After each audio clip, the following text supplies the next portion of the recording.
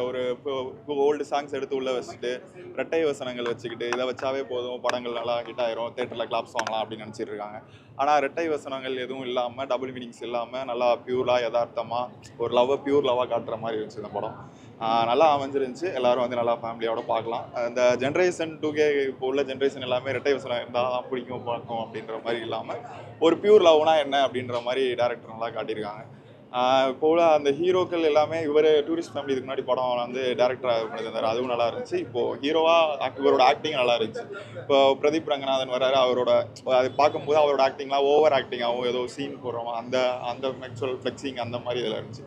இவரோட ஆக்டிங் வந்து கொஞ்சம் நீட்டாக யதார்த்தமாக நல்லா நார்மலைஸாக இருந்த மாதிரி இருந்துச்சு. படம் நல்லா இருந்துச்சு. ஓவரால் படம் நல்லா இருந்துச்சு. எதிர்பார்ப்பே இல்லாம வந்தீங்கல்ல, இப்ப திரும்பியும் பார்க்கணும் அந்த அளவுக்குலாம் படம் நல்லா சஜஸ்ட் பண்ணுவேன். நானும் எதிர்பார்ப்பேன். திருப்பி இன்னொரு வாய்ப்பு கிடைச்சா வந்து பார்ப்பேன் ஃப்ரெண்ட்ஸோட.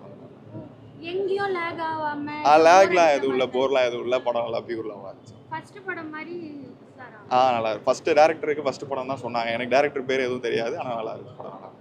எந்த எக்ஸ்பெக்டேஷன்ல வந்தீங்க? நீங்க எதிர்பார்ப்பே இல்லாம வந்தீங்க, ஒரு படத்தை நம்பி 2.5 மணி நேரம் எப்படி பார்க்க வந்தீங்க?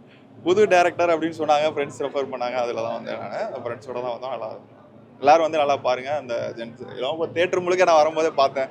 ரொம்ப மோர் தென் 25 யாரும் இல்லை, லெஸ் தென் 23 அந்த ரேஞ்சில் தான் இருந்தாங்க. அவங்களுக்கு ஏற்ற நல்லா படம், நல்லா காதல் காவியமாக இருக்கும். மியூசிக் டைரக்டர் நல்லா, பேக்ரவுண்ட் ஸ்கோர் எல்லாமே நல்லா இருந்துச்சு. மியூசிக் டைரக்டர் யாருன்னு கூட தெரியாது, யுவன் சங்கர் ராஜாவா, அவங்க சாங்ஸ்லாம் இருந்துச்சு, யாரும் தெரியல. ஹீரோயின் எப்படி பண்ணியிருக்காங்க?